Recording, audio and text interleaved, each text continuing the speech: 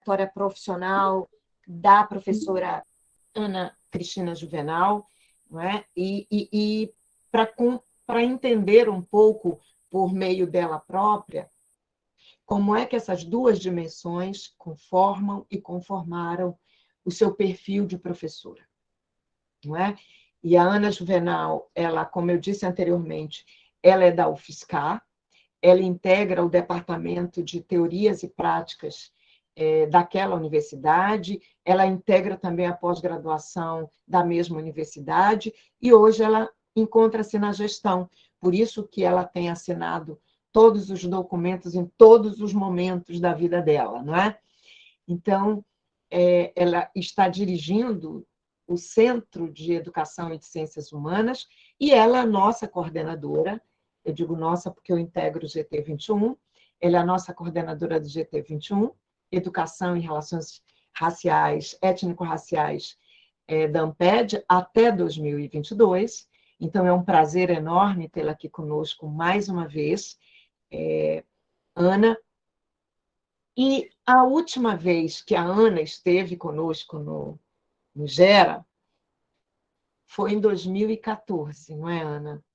E nesse mesmo ano de 2014, que ela esteve aqui no NEAB Gera, nós organizamos aquele 8º Copênio, que foi maravilhoso, modéstia à parte, tá, gente? Perdão aí. Mas a Ana esteve conosco aqui em 2014, e foi no mesmo ano em que ela concluiu o seu doutorado. Então, foi um coroamento para nós, e está sendo, mais uma vez, recebê-la aqui depois de 8 anos. E, para começar, Ana, eu te perguntaria, assim, como é que você pode nos dizer da sua experiência como professora da educação básica, professora de história da educação básica, como é que aquela tua experiência, existe alguma conexão estrutural daquela tua experiência como professora de história na educação básica para essa tua experiência como formadora de pedagogos, porque como professora do curso de pedagogia, não é? E agora como gestora nesse departamento, como é que essas experiências elas se somam e onde é que elas diferem? Porque, ao mesmo tempo, tu tens um projeto sendo concluído pelo Universal, que examina o ensino médio, né? Especialmente no que diz respeito ao uso de tecnologias no ensino de história das diásporas africanas para o ensino médio. Como é que essas 3 dimensões, elas, de alguma maneira, elas facilitam ou elas, digamos, acrescentam nesse teu percurso hoje, à frente desses 2 lugares como gestora? Como gestora, uma gestão dentro de uma associação científica e gestora de um centro como esse que você dirige. E aí é com você a palavra. Bom, obrigada, Vilma. Bem, boa tarde, colegas. Agradeço a Vilma, a Kátia e a Nicelma, e por elas, todas as colegas e os colegas aqui presentes. É um prazer estar aqui e compartilhar, conversar um pouquinho com vocês. Eu vou também fazer autodescrição, né? Então, eu sou uma mulher negra, de pele preta, com cabelo crespo, já um pouco grisalho, né? Porque o tempo passa e a gente vive no Brasil. E eu estou com uma blusa laranja e estou aqui na minha sala, na universidade, neste lugar, na minha sala da direção do Centro de Educação e Ciências Humanas do SESC, que eu estou atualmente na direção. Vou começar, Vilma, a partir dessas questões que você coloca, dizendo assim que a docência não foi não era um planejamento de vida, não era algo que foi pensado. Eu sou de São Paulo, né? Sou nascida e criada em São Paulo, na cidade de São Paulo, num bairro chamado São Mateus, na periferia da Zona Leste de São Paulo. e estudei, né? A gente também. Eu A Zona também, né, Leste, né? Kátia? Zona Leste. Presente, né, Kátia? Isso. E eu estudei toda a minha trajetória escolar foi em escola pública. E a gente podia acompanhar, primeiro que assim, era periferia, então nós éramos majoritariamente negros e negras, e o que a gente observava era que conforme a gente ia avançando na escolarização, os colegas negros iam saindo da escola, seja pela violência, seja pela gravidez precoce, enfim. Muito cedo a gente vivenciou a falta de política de Estado direcionada para a educação e para a educação das pessoas que vinham de favela, de periferia, como eu vim. Mas eu sempre gostei de estudar, sempre tive uma boa relação com a escola, muito conflituosa, porque o racismo também permeia a nossa trajetória, mas queria continuar estudando, e eu acho que uma coisa importante na minha trajetória pessoal foi ter ido para um espaço chamado Núcleo de Consciência Negra na USP, que era uma ocupação dentro da USP, de técnicos administrativos e técnicas e docentes e alunos negros e negras, que tinha um cursinho popular voltado para pessoas negras. E ali foi um divisor de águas na medida em que a primeira vez a gente tinha experiência de ter uma sala de aula majoritariamente negra e ter professores e professoras majoritariamente negros.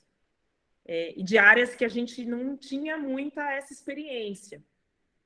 E ali, para além de uma formação política, no que se refere à questão racial, nós tínhamos também uma formação afetiva, porque a gente tinha um compromisso de que, olha, não, todo mundo tem que passar no vestibular, então todo mundo vai passar no vestibular. Então a gente tinha um compromisso, e ali, pessoalmente, na minha trajetória pessoal e profissional, foi muito importante. São pessoas com as quais eu tenho relação até hoje, que são meus amigos e minhas amigas, e cada um foi para um caminho, né? Então, desde dessa trajetória, a valorização dos grupos, né? Então, aqui é um grupo de pesquisa, um grupo de estudos, e isso tem uma formação, isso tem uma importância muito grande na trajetória.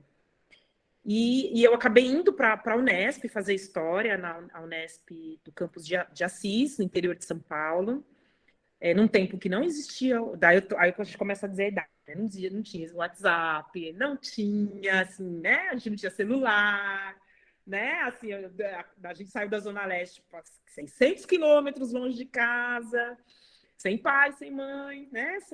Mas era isso, a gente conseguiu ter... Lá também eu entrei no NUP, que é o Núcleo Negro da Unesp, para pesquisa e extensão. A Unesp é por campi, né? Tem vários campi, e era um grupo que a gente também se reunia, se formava, então também são pessoas às quais eu tenho relação até hoje.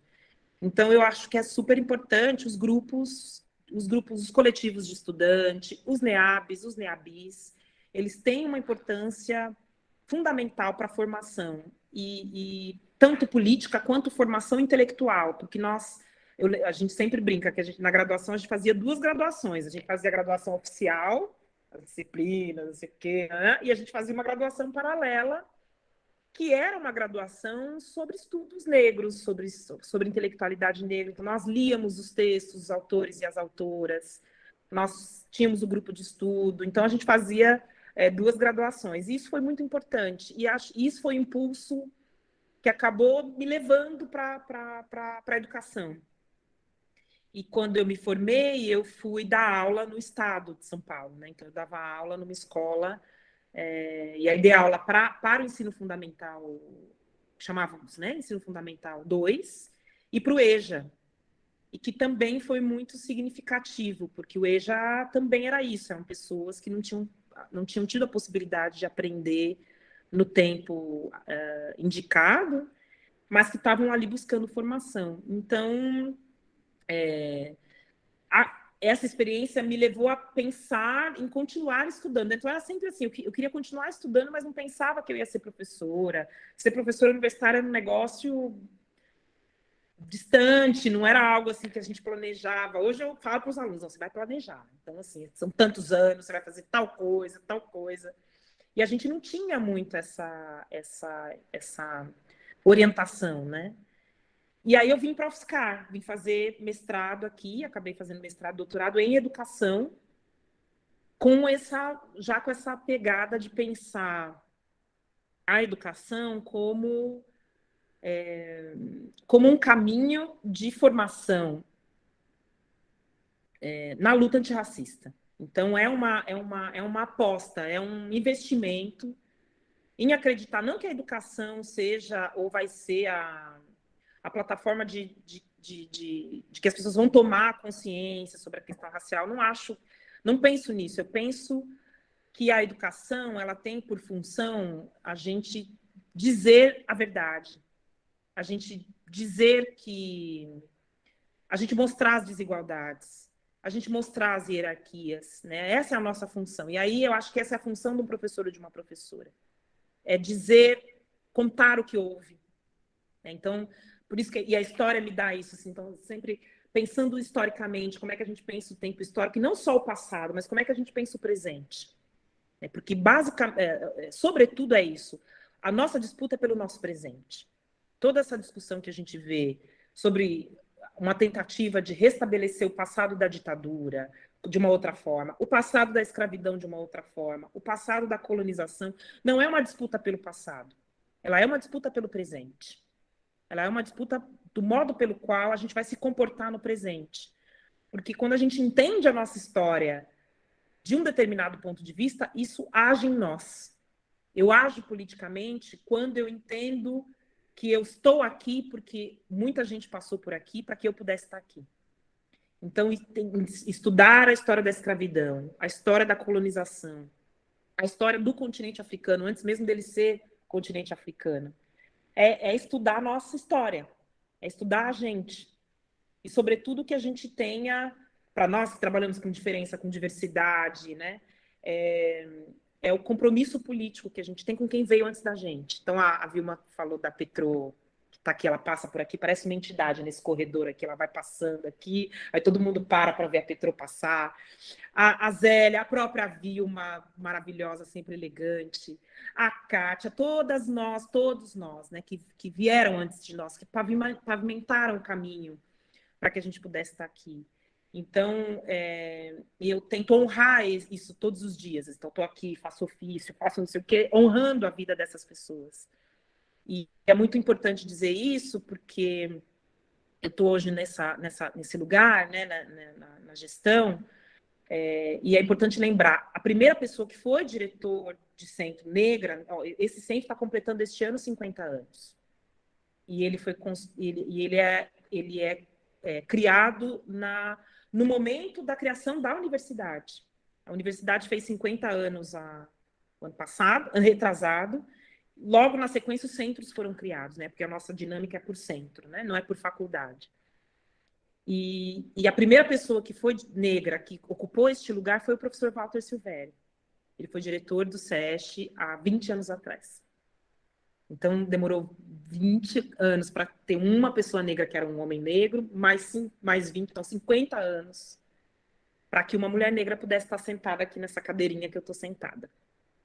Então, é uma honra, é uma alegria, é muito desafiador também, porque a gente é vista por esse lado também, ó, é a primeira pessoa, então é quase assim, a gente não pode errar, né? Então, o racismo é tão cruel que ele também não deixa nem que a gente erre, né? A gente não pode nem errar. A gente não pode... Os nossos colegas brancos erram o tempo todo e tá tudo bem, né? E a gente não pode, né? Então, é muito delicado, né? E também por isso, porque é isso, como você é a primeira pessoa, toda a leitura é a partir de você. Então, mas eu tô aqui por conta disso. Quando eu fui decidir que eu ia tentar esse negócio, eu fui lá, liguei para a Petro. Falei, Petro, o que eu faço? O que fazer? Aí liguei para a NET, que foi minha orientadora, que é uma mulher branca, judia, mas me orientou no mestrado, no doutorado. Liguei para ela, o que eu faço? Então eu faço. O que eu falei? Pô, liguei para o Walter. Walter, o que eu faço? Então, eu tô aqui por muitas mãos, por muitas pessoas, né? E eu vou tentando conciliar isso com a docência. Então, a docência, para mim, tem esse caráter. Eu acho que a nossa função é essa: é dizer sempre o que está errado. A gente sempre tem que gritar sempre o que está errado. As desigualdades, as hierarquias. A nossa função é lembrar. A gente sempre tem que lembrar. Tem que sempre trazer a nossa história e lembrar para quem está aqui por que a gente está aqui, né? A gente tem uma função, né? Muito bom, Ana, essa coisa que você fala do incomodar, tem o incômodo de você provocar nessas estruturas sociais, porque você incomoda, nós incomodamos simplesmente por estarmos em determinados lugares, né? O fato de estarmos nos lugares não precisa que nós erremos, o fato de estarmos em determinados lugares já gera incômodo, né? E especialmente quando fazemos cobranças. No entanto, eu vou utilizar a tua última observação, com a qual eu concordo, de que nós deveremos apresentar os problemas. Olha, nós precisamos mostrar o que está errado. Vai incomodar? Vai, sinto muito, mas é necessário que nós mudemos determinadas estruturas que são hegemônicas e que elas são tão consideradas naturais que quando se mostra essas hierarquias, que elas são tão estruturalmente estruturadas, digamos assim, causa, eu acho que não é só um incômodo, mas é um mal-estar que muitas vezes nem sempre as pessoas conseguem resolver pelo discurso. Por isso que é necessário que nós trabalhemos a partir dos fatos. Então, olha, isso está errado porque existem 10 professoras e professores que são brancos e não tem nenhum negro. Olha, existem tantos professores da região do sul e do sudeste do Brasil e não existe nenhum da região nordeste e da região norte. Olha, e eu vou pegar por aí, por essa tua última afirmação, eu tenho certeza que Kátia também, e todos que estão aqui, todas concordam. E é justamente esse que eu gostaria de te fazer a próxima pergunta. Em relação, nós estamos vivendo um momento, digamos, de muitas perdas estruturalmente, falando das instituições, desde 2016 para cá, nós estamos vivendo um ataque à democracia, um ataque a todas as políticas estruturalmente encaminhadas e demandadas pela sociedade civil organizada, pelos movimentos negros e etc. Então, nós estamos vendo ruir um trabalho coletivo, uma demanda social coletiva que não foi fácil de chegarmos até aqui. Diante de todo esse cenário, Ana, que nós estamos vivendo, eu queria que você nos falasse um pouco do lugar estratégico e da tua experiência com as ações, com as políticas de ação afirmativa e com essa interlocução que você tem tido durante todos esses anos, não somente com Walter, mas com todas as pessoas que têm encaminhado e estão à frente de muitas dessas ações, como é que você, na gestão em que você está, porque uma das questões que nós temos falado, e você sabe muito bem disso, é de que nós temos de pensar no aprimoramento dessas políticas. Só que o aprimoramento dessas políticas de ação afirmativa, elas não podem, no meu entender, nós somente cobrarmos e exigirmos de estruturas que estão ao largo da nossa, porque nós estamos inseridas em determinadas estruturas.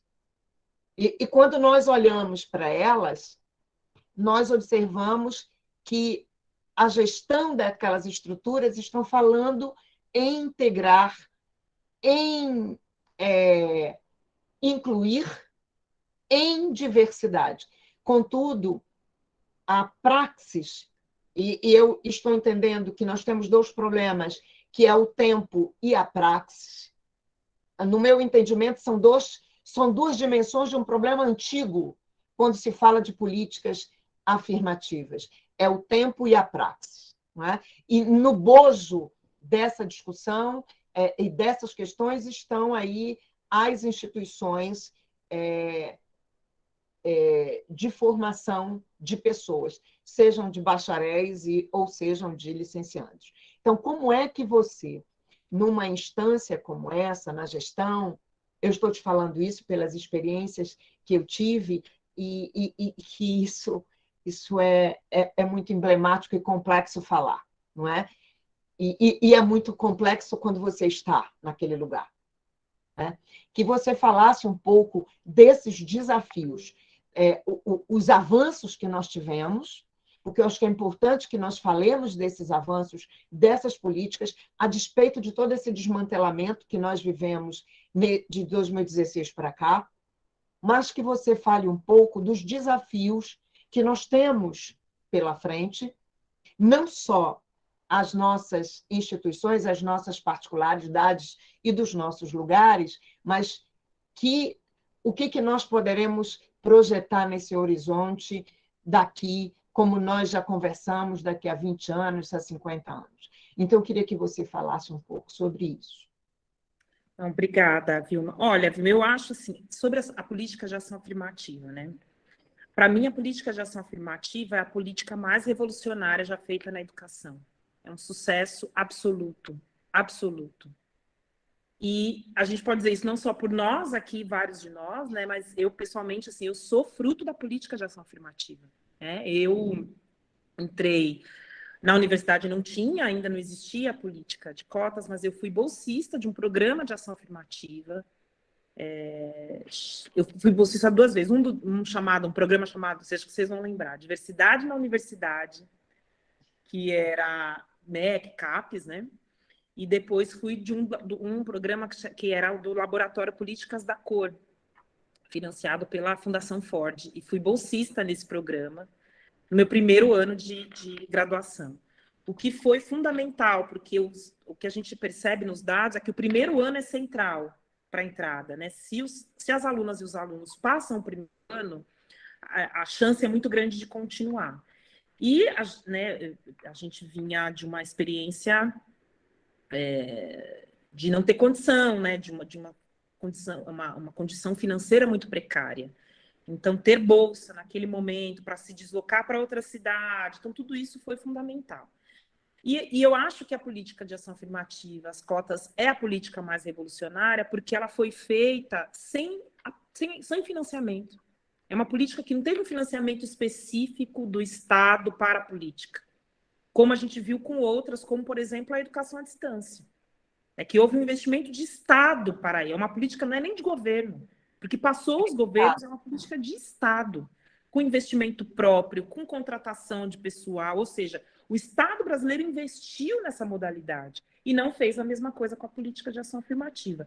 E é importante que se diga, ainda que tenha sido num governo progressista, que adotou, que permitiu, né, que implementou a política a partir da demanda e da força e da luta do movimento negro, que foi para o Estado, que incorporou no Estado para o governo, né, à época, o governo Lula, tinha um resquício ali do governo FHC, mas o que a gente viu de maneira mais efetiva foi a partir do governo Lula, com vários programas, mas que isso não teve uma continuidade, né, de forma efetiva, como uma política educacional, de fato. Então, acho que nós precisamos avançar nesse aspecto, e é bastante importante, porque como você colocou o nosso cenário de catástrofe total, né, ausência total, eu acho que também a pandemia, nessa experiência, nós estamos vendo a maior tragédia da história da educação brasileira. Né? Porque tudo que foi feito, todo o esforço feito, ele falhou, na minha avaliação, da educação infantil ao ensino superior. E é agora que a gente está começando a ver isso. Agora que a gente fala com as professoras das escolas, as crianças estão indo para a escola, o pouco que elas sabiam, elas perderam. né? Então, sabiam minimamente ler, escrever teu nome, perderam isso durante esse período. Então, isso mostra ainda mais a importância da escola, porque muitas famílias até tentaram, fizeram esforços, mas, ou seja, um conjunto de ferramentas de formação específica de quem é professor e professora, que se dá no espaço da escola, e a gente percebeu que não dá certo, né? Então, todo esse debate de educação em casa, homeschooling, se teve alguma coisa que a gente pode tirar dessa experiência, é isso, ó, isso não dá certo. Não dá certo. E eu não acho que não deu certo só porque você tinha ausência de computador ou de internet. Eu acho que tem uma coisa própria da escola que não está em casa e que é importante ser preservada. Então, eu penso que a gente, neste lugar, a partir da gestão, eu acho que nós precisamos dizer essas coisas, vir a público e dizer, olha, o que essa experiência da pandemia nos colocou, nos mostrou, dessas limitações de uso de tecnologia, da importância que é a interação no processo de ensino-aprendizagem, que se dá na presencialidade, ou seja, há coisas que a virtualidade não dá conta, só a presencialidade dá. Eu acho que a gente tem isso, a gente agora pode falar sobre isso, porque foi a primeira vez que todo mundo teve que fazer virtual, ninguém teve opção de fazer outra coisa. E, ao mesmo tempo, a gente tem a política de ação afirmativa como um sucesso absoluto. Absoluto. A gente que entrou na universidade quando isso não existia, a gente viu a mudança. E não é só uma mudança física, não é isso que a Vilma fala, nosso corpo chega, né? Então, assim, porque o racismo é tão... O racismo, né, no modo geral, mas o racismo brasileiro, ele é tão difícil de entender, por isso que a gente tem que estudar, porque é exatamente isso, é o corpo que chega. Você chega no lugar, você não precisa dizer nada. Ninguém vê meu lápis, ninguém vê... Nada. Nada. É só É você pegar. chegar, muda a configuração do cenário. Então, isso mostra como a gente tem que entender o racismo, mas essa mudança, ela é não só uma mudança física. A gente não entra em sala de aula e você tem uma outra configuração étnico-racial. Ela é também uma mudança epistemológica. Ela é uma mudança de construção intelectual. Porque essas pessoas que vêm desses lugares, com essas trajetórias, às vezes os primeiros da família a entrar na universidade, né? Eles trazem perguntas, trazem experiências, trazem bibliografia que muitos dos nossos colegas desconhecem. Não conhecem, nem os mais famosos, nem Bell Hooks, não conhece Milton Santos, não conhece, assim, não sabe, no máximo chega até assim, Florestan Fernandes, uma coisa assim, né? Mas não conhece... Do Nascimento, Exato, entendeu? Bias, não conhece um Guerreiro Ramos, não conhece a própria Petrô, não conhece a própria Zélia, assim, aí não conhece, não leu, não tem informação. Então, essas pessoas, elas mudam, assim, a gente percebe a mudança do debate. O debate ficou mais qualificado. Ele ficou melhor porque essas pessoas trazem essas experiências. E são pessoas como nós, né, que viemos de periferia, que a gente lê o Milton Santos, ele sempre fala da solidariedade que as periferias sempre tiveram. A gente viu isso. A gente foi formado assim, a gente foi formado em periferia, vendo quem tinha geladeira deixava a comida do vizinho guardado, na casa da minha mãe tinha um poço, tinha água, minha mãe dava água para o vizinho. Não era uma coisa assim, vou vender a água. Era não, assim, a água é de quem chegar aqui e pegar água. Então era uma coisa, e era uma coisa cristã, era uma coisa assim, uma cristã, assim, era uma coisa do outro, comum, mas era assim, o comunismo e o socialismo de primeira grandeza, mas não tinha esse nome, minha mãe não falava assim, mas você via a prática, era isso que a gente via a solidariedade, então a gente é forjado nesse ambiente. E quando a gente vem para a universidade, e é isso, porque a universidade também é bacana por conta disso, porque ela é um espaço em que essas vidas todas vêm e os conflitos se instalam. Não é que está tudo resolvido. A gente briga porque ninguém pensa igual, mas é isso, a gente tem que também dar vazão e olhar os nossos conflitos. O que os nossos conflitos... Tem uma coisa que o povo diz aqui, que a gente tem que entrar em consenso, tem que ter consenso. Não, eu acho que muitas vezes os nossos conflitos é o que a gente tem de melhor. Porque é o conflito que mostra a nossa verdade. Porque ele mostra o lado que a gente está. Então, eu vejo um pouco isso e a gente vai tentando fazer essa, né? A gente está na universidade, então tem que falar com um colega, tem que, né? É relação, não é uma coisa É uma fácil. relação colegiada, e Exato. você vai. Não é uma coisa, não é uma coisa fácil. É, Mas é isso, e essas experiências que a gente passa, assim, você vai almoçar com as colegas, e suas colegas são todas brancas, e você vai num lugar lá que tem um desconto específico para quem é professor, todas as colegas brancas ganham um papelzinho de desconto, você não. Então não tá escrito, mas a pessoa que está. E não é que aquela pessoa que está lá ela é racista. Não, a questão não é essa, assim, ela não consegue visualizar o meu corpo neste lugar. Então, eu acho que o nosso papel é assim: o que a gente faz? A gente vai lá e muda a maneira pela qual essa pessoa é formada. Porque ela foi formada assim. Ela foi formada para não reconhecer que este espaço é um espaço que é plural, que pode, que deve ser plural, que não é ainda. E acho que tem uma questão, Vilma, que você coloca sobre a nossa as instituições, tudo está caindo, está tudo, né? Mas acho que, assim, eu concordo, acho que a gente está vivendo mesmo um pior momento da história disso que a gente chama de país, por tudo isso que a gente está vivendo, por tudo isso que a gente está vendo.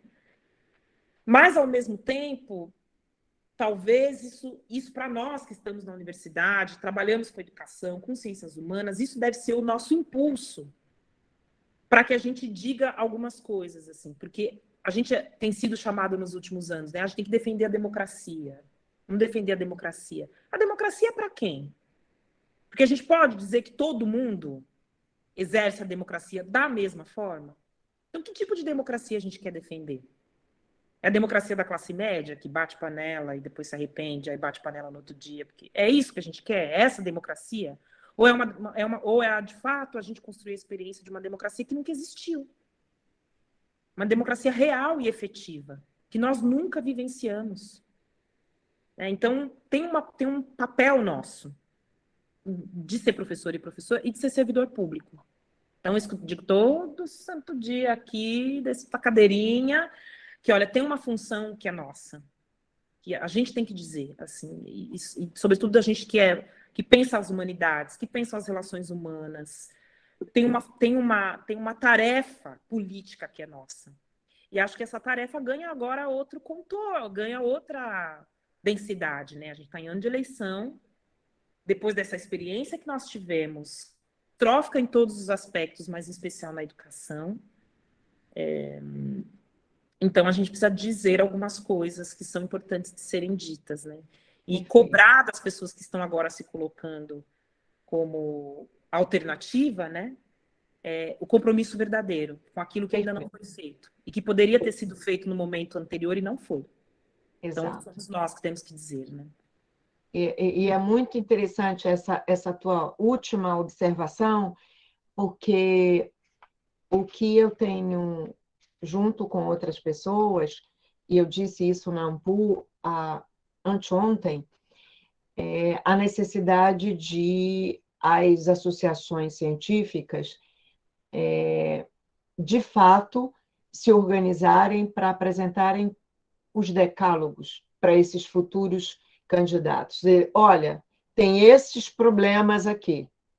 Nós queremos isto. Queremos que vocês pensem sobre isso, porque mais do que nos mobilizarmos como cidadãos e cidadãs e professoras nas universidades, que isso é de uma importância enorme, eu penso que juntos as sociedades civis e científicas organizadas se colocarem também, né, Ana? Eu acho que seria bastante relevante que isso, de fato, vá para frente, como me parece que irá. Mas, nesse sentido, a Kátia tem a palavra. Kátia,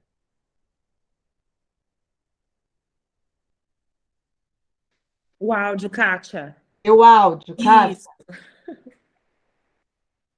Ô, gente, eu sempre faço isso.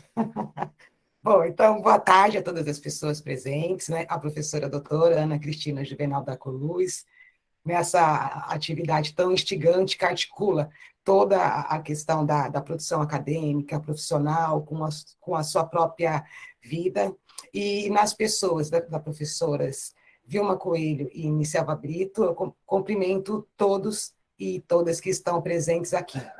Então, minha autodescrição, sou uma mulher negra, oriunda da Zona Leste da cidade de São Paulo, Ana de São Mateus, né? Resido na Ilha Negra de São Luís, estou com penteado lateral em meus cabelos crespos, utilizando brincos e anel dourados, e um macacão florido nos tons preto, bege e azul.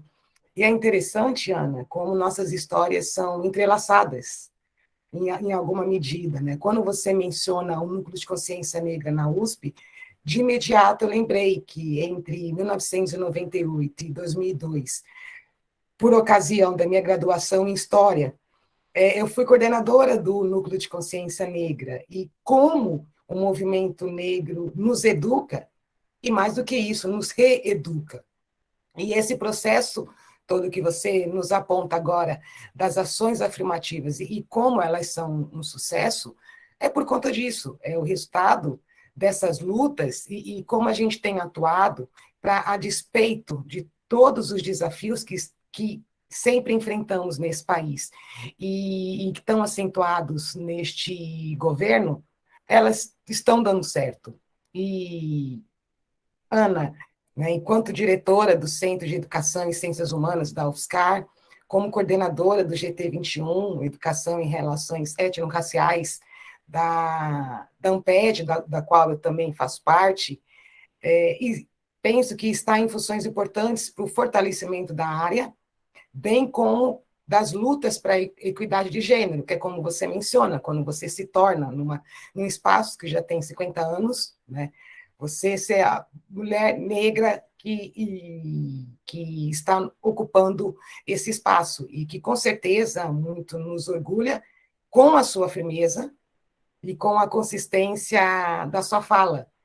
E é uma frase que a gente tem dito muito, né, que nossos passos vêm de longe, quando você relata que conversou com a Petro, conversou com o Walter, conversou com a Nete, eu penso que esse movimento, né, que a gente articula o que veio antes com o que virá, né, e o seu papel de inspirar, né, as jovens sobre as possibilidades de ocupar esses espaços que nos foi negado historicamente, e numa sociedade que fomos silenciadas, que não tivemos a possibilidade de mostrar a produção de conhecimento e as diferentes formas de viver.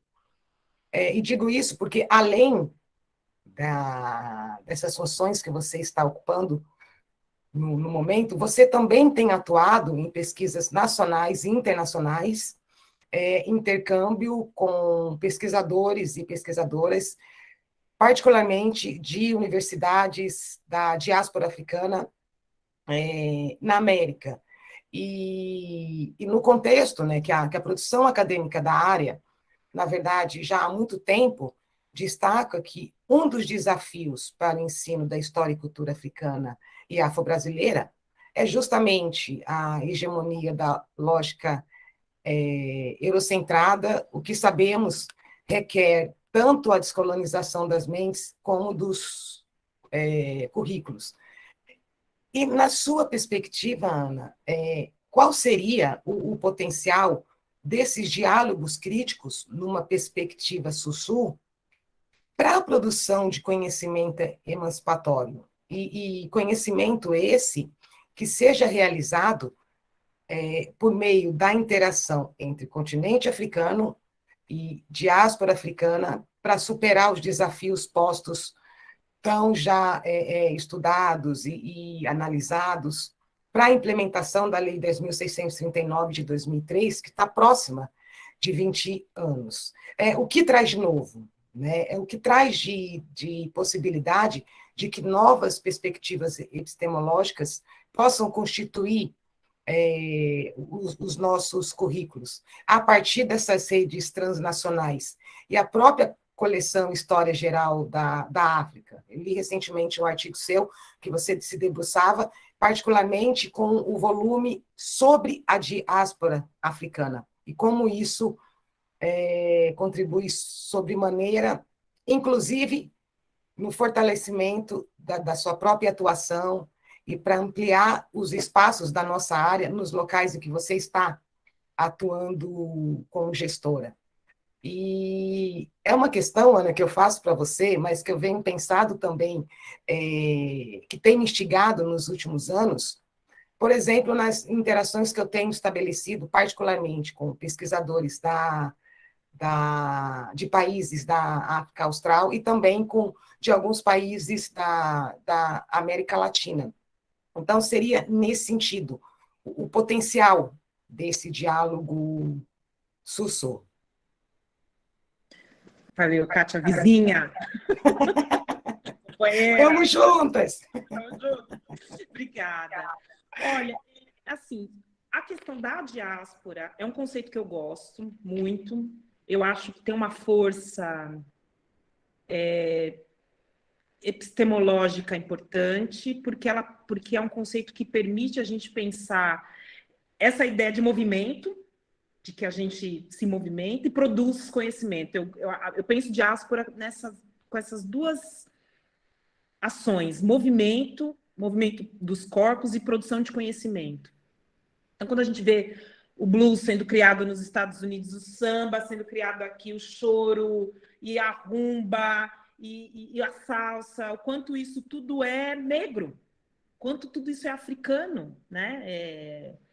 Que é produção intelectual que usa o corpo, porque é toda outra lógica. Então, o que eu acho que a gente pode e deve, e que nós já estamos fazendo, que é essa mudança que eu verifico com a vinda dessas pessoas para a universidade, é também essa mudança epistemológica de como porque a gente vive o nosso mundo, é todo mundo da partir da concepção europeia, mas há outros mundos. E a nossa função é dizer, tem outros mundos. Tem gente que pensa assim, olha, o corpo não está separado da mente. E dançar não é menos que pensar, porque o corpo pensa quando dança. Então, quando a gente diz isso numa sala de aula, e aí algo muda. Algo muda. E aí a gente lê Bell Hooks, e lê Beatriz Nascimento, e lê Lélia Gonzalez, e lê Chimamanda. E vê conexão, e vê também separação. É isso que a gente faz. Eu acredito, e é isso que a gente tenta fazer aqui.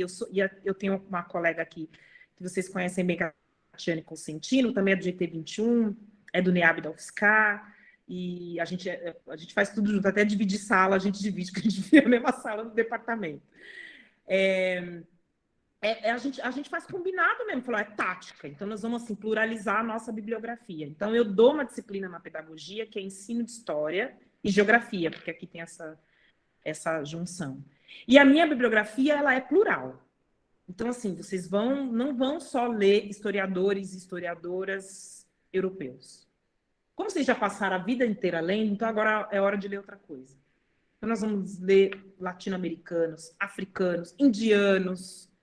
Então, vou tentando garimpar coisa, vou tentando buscar coisa. Então, essa possibilidade que a gente tem agora das redes, então, essa conexão entre essas instituições, ela permite isso, ela permite o estabelecimento de redes.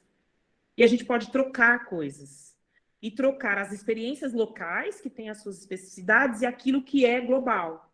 Então, para mim, a diáspora é interessante de pensar, e também pensar o conceito de africanidade global nessa perspectiva. Que é, olha, há alguns elementos que nos conectam num comum. É um pouco, o Achille Mbembe diz isso, ele, olha, eu estou pensando o que vai ser o comum. Ele diz, ó, quando ele termina lá o Crítica da Razão Negra, ou quando ele termina o Políticas da Inimizade, ele está dizendo, ó, só tem um mundo, é esse mundo que a gente tem. Nós vamos ter que viver nesse mundo aqui. Então, eu acho que isso é a nossa possibilidade. Então, há coisas que são comuns, que a gente vivencia, e há as nossas especificidades. Eu acho que nossa tarefa é essa. Então, pluralizar as nossas bibliografias, compartilhar os nossos textos, possibilitar outros debates em sala de aula, né? que essas experiências dessas pessoas também fazem isso. Quem vem lá da Zona Leste, São Mateus, pegava o Parque Dom Pedro na Avenida Mateu Bey para chegar no centro. É uma tessitura de vida, que é diferente de quem está lá no Pará, que pega barco. Ontem eu estava falando com uma aluna, ela falou, não, tem um lugar, uma comunidade, você leva 15 dias de barco. Eu falei, não, 15 dias de barco? O que é 15 dias de barco se ainda está no Brasil, assim? Então, é outra textura de corpo mesmo, que a gente traz para a sala de aula e pluraliza, e mesmo quem sempre teve dinheiro, que viveu em condomínio, criado a sucrilhos e jogando videogame, entendeu? O que é esse corpo? O que é essa vida? E eu acho, o que é mais legal também, porque eu tenho dito isso muito, porque a gente agora está no debate sobre a continuidade das ações afirmativas, mais 50 anos, a gente vai entrar aí na campanha forte, Amped, GT21, Copene, vamos lá fazer campanha, passeata, não sei o quê. Assim, a gente precisa, por isso que a história é importante, né? A gente pensar o tempo histórico. A gente não pode esquecer, a gente tem que dizer sempre o que diziam de nós há 20 anos atrás. Do que a universidade se transformaria quando nós chegássemos na universidade. O que eles diziam que que a universidade ia se transformar. Lembrem o que vários intelectuais, majoritariamente brancos, foram a público falar contra as cotas. E o que eles diziam? Ia cair a qualidade, ia ter os conflitos raciais, todo mundo, a universidade ia acabar. Lembrem, não vamos esquecer, vamos trazer sempre de volta, que boa parte deles não veio a público dizer que errou, 20 anos depois, né? Não vieram a público dizer, errei no meu prognóstico. Né? E não só a gente veio e a universidade ficou em pé, como ela melhorou. E a gente também mostra isso, as vísceras também da universidade. A necessidade que a gente tem de discutir permanência estudantil como um componente da formação acadêmica. Não é só dar uma bolsa, e não é só isso, é uma formação, é um componente próprio à formação acadêmica. Então, esse lugar da gestão, e aí por isso que eu fui para lá, falei, bom, eu vou, tá bom, vocês estão falando que eu tenho que ir, eu vou. É a possibilidade de que essa fala seja dita a partir deste lugar. Porque falar a partir deste lugar, quando a gente fala nos conselhos superiores, nas reuniões com o staff, é outra coisa. Então, é importante ocupar este lugar. E só para terminar, aqui a gente é eleição, né? Então, no candidatei, ganhei eleição. Quando ganhei eleição, fui lá no grupo do NEAB. Falei, olha só, gente, demorou 30 anos. Né? Quis a história, quis o tempo que fosse eu. Mas eu não estou sozinha, não sou só eu. Demorou 50 anos. A função de vocês é que não demore mais 50. Então, trabalhem, estudem, porque não vai dar para a gente esperar mais 50 anos. E eu tô cansada, antes de começar, eu já tô cansada. Antes de começar, eu já tô cansada. Então, tem que chegar mais gente. Então, a nossa função é essa, é a gente formar os alunos e as alunas e dizer, olha, este lugar é um lugar que é de vocês também, ele é possível e ele precisa ser ocupado por vocês, porque é a partir daqui que a política é feita, que as decisões são tomadas e que a gente pode mudar esse mundo que a gente vive, que precisa mudar, que deu errado. Mas vai mudar. E nós já caminhamos bastante, né? Nós avançamos muito. Então, é impossível dizer que nós não saímos do lugar.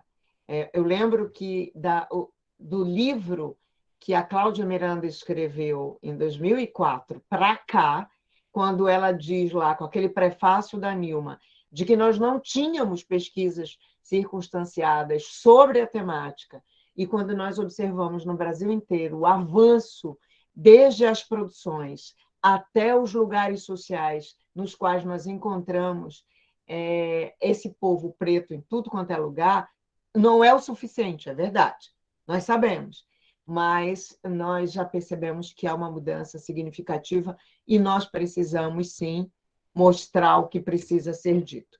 E eu concordo com você. Eu vou deixar aqui, não sei se quem está assistindo teria mais uma última pergunta para fazer para Ana Cristina, que nós já estamos na nossa finalização da nossa conversa de hoje, mas eu deixo a palavra franqueada para uma pergunta aí para quem quiser fazê-la, tá? Vamos, nos últimos minutinhos, aproveitar a presença da professora Ana Cristina. Quem gostaria?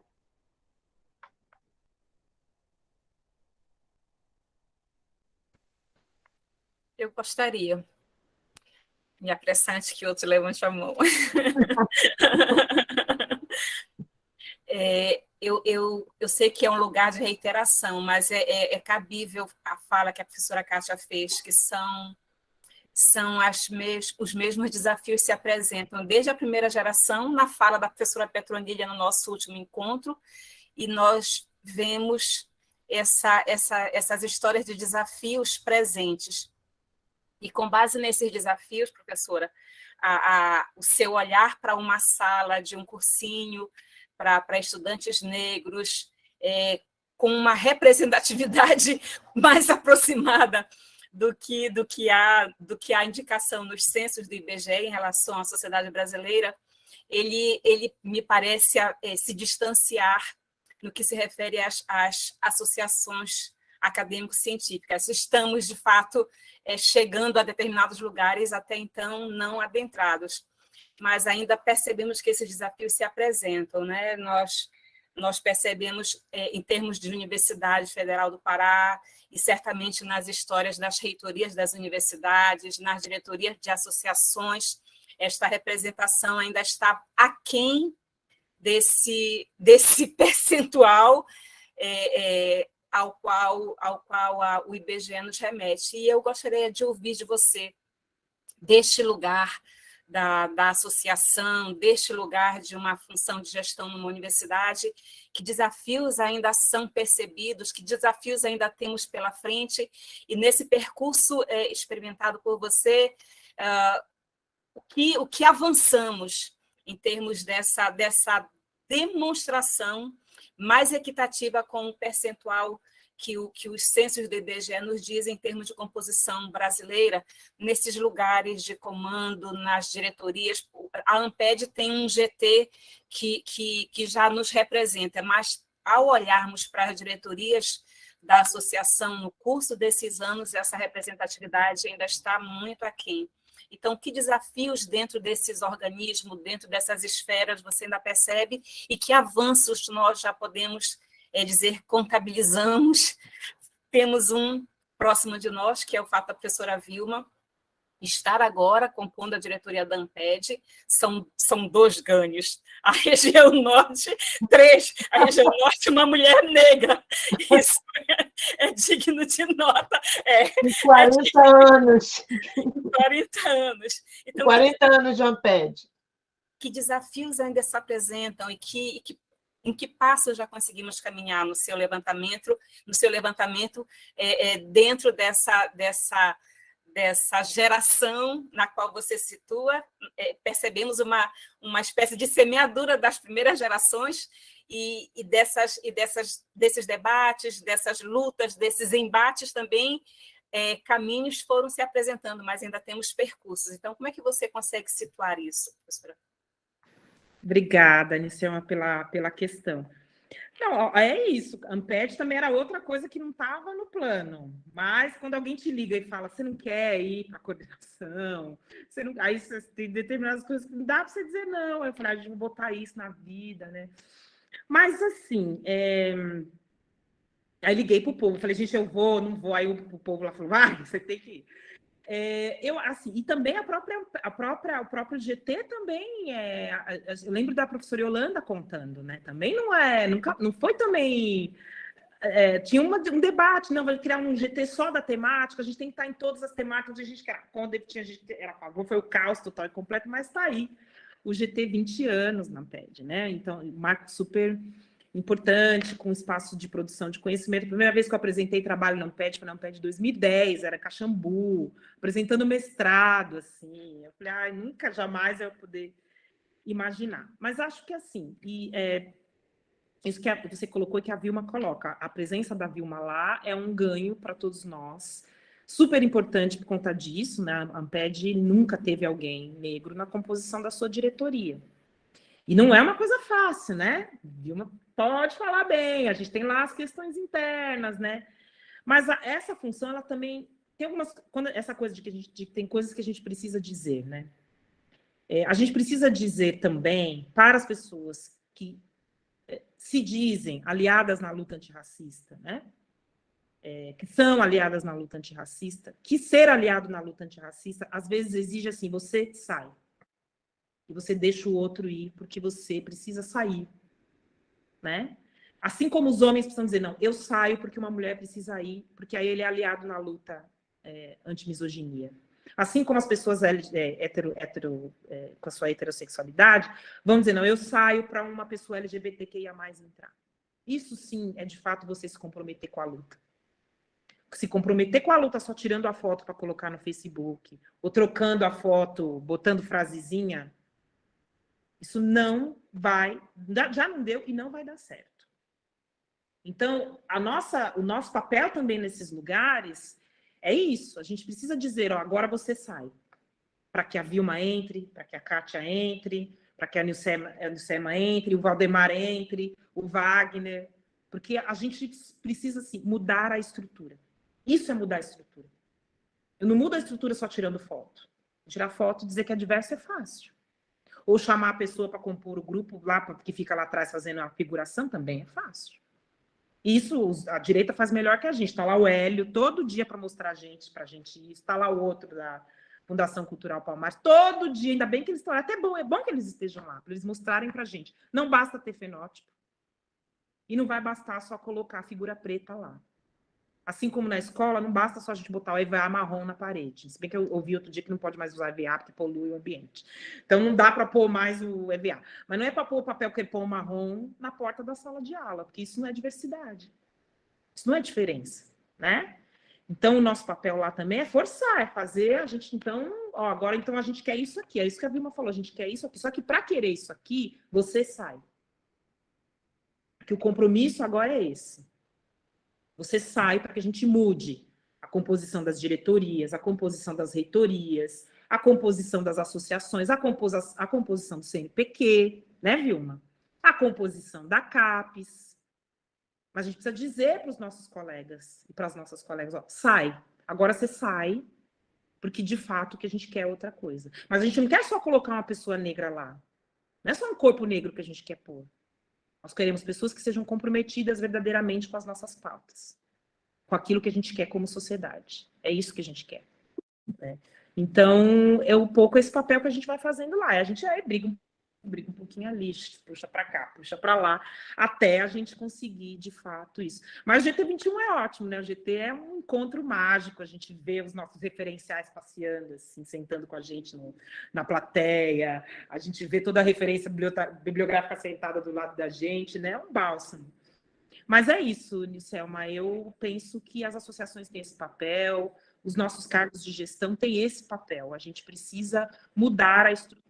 Se a gente diz, ó, por isso que a gente diz estrutural, institucional, a gente muda, a gente exige a mudança. E a gente vai, e vamos embora, porque a gente já conseguiu, a gente já chegou aqui.